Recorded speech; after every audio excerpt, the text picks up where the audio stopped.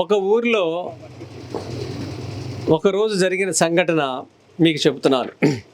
ఆయన పేరు సూరయ్య. నా దగ్గరికి వచ్చాడు.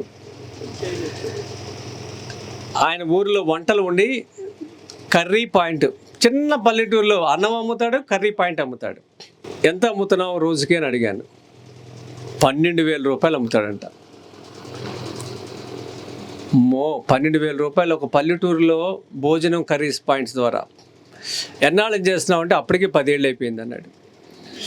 అవును, వీళ్ళంతా ఊరిలో పనులు, పొలం పనులు పద్దాక ఉండవు కదా, వీళ్ళు అన్నం కూరలు వండుకోరా అన్నాం. అన్నం వండుకుంటారు, కూర వండుకుంటాం మానేశారంట. అవును, వీళ్ళందరూ ఎందుకు వండుకోవట్లేదు కూర అని ఆయనకి డౌట్ వచ్చి తెల్లారి వాళ్ళని అడిగాడు, ఆడవాళ్ళని, అమ్మ మీరు కూర ఎందుకు వండుకోవడం మానేశారు అని. ఆవిడ చెప్పిన సమాధానం చాలా గమ్మత్తుగా ఉంది. మేము కూరలు తెచ్చుకోవాలి, కోసుకోవాలి, స్టవ్ దగ్గర వండుకోవాలి. నువ్వు ఇచ్చే కూర ధర, మేము కొనుక్కునే ఈ రేటు, ఈ నూనె, స్టవ్ ఇవన్నీ కూడా పెద్ద తేడా లేదు, కొంచెమే ఎక్కువ ఉంది మీది కూర. ఈ కూర కొనుక్కోవడం వల్ల ఒక్క టీవీ సీరియల్ మేము మిస్ కావట్లేదని చెప్పిందండి. అంటే రేపు నీ కూతుర్ని కోడలుగా పంపిస్తానికి ఆ అమ్మాయికి ఏమి నేర్పుతున్నావు చెప్పాలి, లేదు కదా. ఇలా ఆయన వచ్చి నాకు ఆ సమాధానం చెప్పాడు. ఆయన పేరు సూరయ్య. ఆయన, నేను ఇంతలా ఉన్నాను, మా ఆవిడ కూడా ఇంతలా ఉంటుంది, ఇద్దరం ఒకేసారి రావాలంటే డోర్లో ఇద్దరం పట్టం అన్నాడు. ఒకళ్ళు ఆగాలంట బయట. వాళ్ళు తినే బియ్యం పేరు అంటే తెలుసా? బీపీటీ, సోనా మసూరి. అమ్మేది ఇదే, తినేది అదే. సరే, మచిలీపట్నంలో మాకు భోజనశాల ఉంది. ఊరికి అక్కడ వెళ్ళి ఒకరోజు భోజనం చేసిరా అన్న. రోజు అతను 4ంటికి బజ్జీలు తినాలి. ఈ బీపీటీతో తిన్నప్పుడు సాయంత్రం కల్లా ఆకలేస్తుంది. ఎందుకంటే అది ఓన్లీ దాంట్లో ఏముండదు, ఓన్లీ కార్బోహైడ్రేట్. వెంటనే ఆకలేస్తుంది, గ్లూకోజ్ కన్వర్ట్ అయిపోద్ది, ఆకలేస్తుంది. నేను తినమన్నప్పుడు బహురూపితో తిన్నాడు. ఆ రోజు బజ్జీలు తినలా 4ంటికి. ఇదేదో శరీరాన్ని గమనించుకుని రెండో రోజు వెళ్ళాడు అక్కడికి. ఎన్ని కిలోమీటర్లు? 35 కిలోమీటర్లు నా ఊరు, ఆయన ఊరు నుంచి మా దుకాణం. 3వ రోజు, 4వ రోజు, 5వ రోజు, 6 రోజులు వరుసగా వెళ్ళాడు. 7వ రోజున వాళ్ళ భార్యని తీసుకెళ్ళాడు. తీసుకెళ్ళిన తర్వాత మార్పు తీసుకున్నాక అక్కడ బియ్యం కొనుక్కోవడం మొదలుపెట్టారు. మందికేమో ఆ అన్నం పెడుతున్నారు, వీళ్ళు మాత్రం ఈ బియ్యం తింటున్నారు. తిన్న తర్వాత నేను మళ్ళీ నెల రోజులకి నేను వచ్చానని చెప్పి అక్కడికి వచ్చాడు. సార్ మా ఊర్లో మీటింగ్ పెట్టాలన్నాడు. అలా 45 రోజులు ఒక ఊరిలో మండలి కార్యక్రమం, 41 రోజులు భోజనం పెడతానికి నాకు ఇన్స్పిరేషన్ సూరయ్య. ఆ సూరయ్య వంటలు వచ్చు కాబట్టి నేనేమన్నానంటే, నువ్వు మార్పు వచ్చింది కదా, మీ ఊర్లో వాళ్ళకి మార్పు రావాలంటే అంత ఈజీగా రాదు, ఇది మీటింగ్ పెట్టమంటే సాయంత్రం కల్లా 100 మందిని తయారు చేశాడు. 100 మందికి చెబుతున్నప్పుడు నేనేమన్నానంటే, ఎంతమంది ఈ బియ్యం తింటారు అని అడిగితే కరెక్ట్గా 50 మంది మాత్రమే ఈ భోజనం చేస్తాము అన్నారు. సూరయ్య తిన్నలాంటి భోజనం. మోకాళ్ళ నొప్పులు, షుగరు, ఊబకాయము, చేతులు వణికే రోగం, ఇవన్నీ ఉన్నవాళ్ళు ఎవరో లిస్టు తయారు చేసి వాళ్ళకి 41 రోజులు భోజనం పెట్టడం జరిగింది అక్కడ. ఈ 41 రోజుల్లో బియ్యము, పప్పు, నూనె నేను ఇస్తా, వంట నువ్వు చేసి పెట్టాలి ఫ్రీగా అన్నాం. ఆ వంట ఆయన కదా, అలా చేసి పెట్టాడు. 41 రోజులు చేసి పెట్టాడు. 41 రోజుల తర్వాత తిన్న తర్వాత 7 ఆవులు వాళ్ళ ఊరిలోకి వచ్చినాయి. 7గురు ఈ వ్యవసాయం మొదలుపెట్టారు. ఇది ఒక విధమైన ప్రచారం నేను చేయటానికి నాకు ఇన్స్పిరేషన్ సూరయ్య. ఇలా కలిసినప్పుడు వాళ్ళ విధానాలు, వాళ్ళ వృత్తులు వింటే మనకు ఒక ఐడియా వచ్చినప్పుడు దానికి ఎలా ముడిపెట్టాలి అనేది వచ్చిన ఐడియా అది.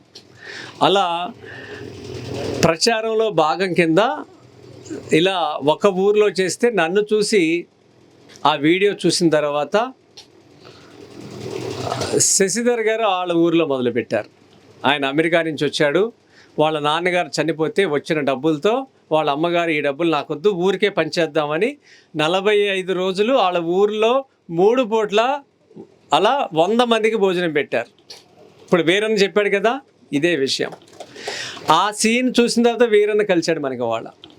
వీరన్న నాకు చెప్పేంత వరకు దాంట్లో చూసి వచ్చాడన్న విషయం నాకు తెలియదు. అంటే ఎవరికి ఎక్కడ ఇన్స్పిరేషన్ ఎలా వద్దో మనం చెప్పలేం. అలా అదొక ప్రయత్నం. ఇంకొక ప్రయత్నం ఏం చేస్తున్నామంటే, కులాకార్ రైస్ గర్భిణీలకి నాగసముద్రం అనే ఊరిలో 18 నెలల పాటు ఆవు నెయ్యి ఇది ఇచ్చాము.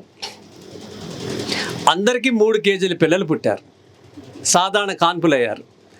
ఇది రుజువు చేయడానికి ఒకళ్ళ మీద కాదు, 15 మంది మీద చేసాం ప్రతి నెల. అలా 18 నెలలు చేసాం. ఒకళ్ళ పుట్టంగానే మళ్ళీ ఇంకోళ్ళు యాడ్ చేసుకుంటూ వెళ్ళాం.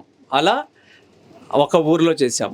అందరి ఇళ్లలో ఒకే రకమైన పిల్లలు బరువు పుట్టారు. అందరూ మంచి జుట్టు, మెడ 18 రోజుల్లో నుంచోబెడతారు. ఇలాంటివి ఇవన్నీ ప్రచారంలో భాగం కింద ఇన్ని రకాలుగా చేసుకుంటా వచ్చాము. సభల కార్యక్రమం 2024లో విశాఖపట్నంలో చేశాము. అప్పుడు రోజుకి 2000 మంది వచ్చారు. అదే సభల కార్యక్రమం మళ్ళీ 2 సంవత్సరాల తర్వాత చేస్తే రోజుకి 10,000 మంది వచ్చారు. 10,000 మంది. శివ వచ్చాడు, చాలామంది వచ్చారు. చేతులు ఎత్తారుగా మీరంతా. ఈ అరుణ గారు కూడా వచ్చారు. మీరు వచ్చారు కదా. విచిత్రం ఏంటంటే, వీళ్ళెవరు మేము భోజనాలు పెడుతున్నామని ఫ్రీగా తింటానికి ఒక్కళ్ళు రాల. మేము పెట్టే భోజనం కన్నా 10 రెట్లు ఎక్కువ ఖర్చు పెట్టుకుని వచ్చారు అక్కడికి. మా పిల్లలకి ఇవన్నీ చూపించాలి, తినిపించాలి, నేర్పించాలి అని అంతమందిని తీసుకొచ్చారు. గేట్లు వేయాల్సిన పరిస్థితి వచ్చింది. మేము ప్రిపేర్ అయింది 3,000 మందికే. లాస్ట్ ఇయర్ 2,000 మంది వచ్చారు, ఇంకో 1,000 మంది వస్తారనుకున్నాం. కానీ ప్రతిరోజు 10,000 మంది వచ్చారు. 5 రోజుల్లో 50,000 మంది వచ్చారు. ఇది చూసిన తర్వాత జనంలో మార్పు వచ్చింది అనటానికి స్పష్టమైన నిదర్శనం ఇది. ఇది నేను చంద్రబాబు నాయుడు గారిని అపాయింట్మెంట్ కోరి వారం రోజుల్లో నాకు అపాయింట్మెంట్ ఇచ్చారు. 15 నిమిషాలు నాకు సమయం ఇచ్చారు. ఇది మన 2 తెలుగు రాష్ట్రాల్లో తెలుగు ధనం అనే పేరుతో జాతీయ రహదారి మీద భోజనాలు పెట్టాలి అనేది ప్రతిపాదన చేశాం. ఒక్కొక్క జిల్లాలో ఇంతమంది రైతులు ఉన్నారు కదా, వాళ్ళు పండించినవన్నీ నగరానికి తీసుకొచ్చి ఒక అవుట్లెట్లో ఇచ్చి వాళ్ళ దగ్గర వెయిట్ చేసి ఆ డబ్బుల కోసం ఉండి వాళ్ళు ఇస్తారో మళ్ళీ రమ్మంటారో ఇన్ని బాధల కన్నా మన జిల్లాలో జాతీయ రహదారి మీద ఇక్కడ ఇవన్నీ అన్నం రూపంలో మనం తయారు చేద్దాం అనేది ప్రతిపాదన ఇచ్చాం. ఎందుకంటే భారతదేశంలో ఏ రాష్ట్రంలో కూడా ఒక రాష్ట్రం నుంచి ఇంకో రాష్ట్రం సరిహద్దు మారుతున్నప్పుడు వాళ్ళ కల్చరు, వాళ్ళ పంటలు, వాళ్ళ వంటలు సంబంధించిన భోజనశాల భారతదేశంలో ఎక్కడా లేదు. అన్ని చోట్ల బిర్యానీయే ఉంది. అంటే హిందువుల డబ్బులన్నీ ఎక్కడికి వెళ్తున్నాయి? 600 రకాల వంటలు ఉన్నాయి మన భారతదేశంలో. మన తెలుగులోనే 600 రకాల వంటలు ఉన్నాయి. ఇవన్నీ జాతీయ రహదారి పెడితే కార్లు ఆగవా? ఉపాధి ఇలా మనం తీసుకోలేమా? మన రైతులే పంటలు పండిస్తారు, మన రైతులే వంటలు వండుతారు. నేను వంటలు నేర్పిస్తా. ఇలా 3 బ్యాచ్లు తయారు చేసాం మేము.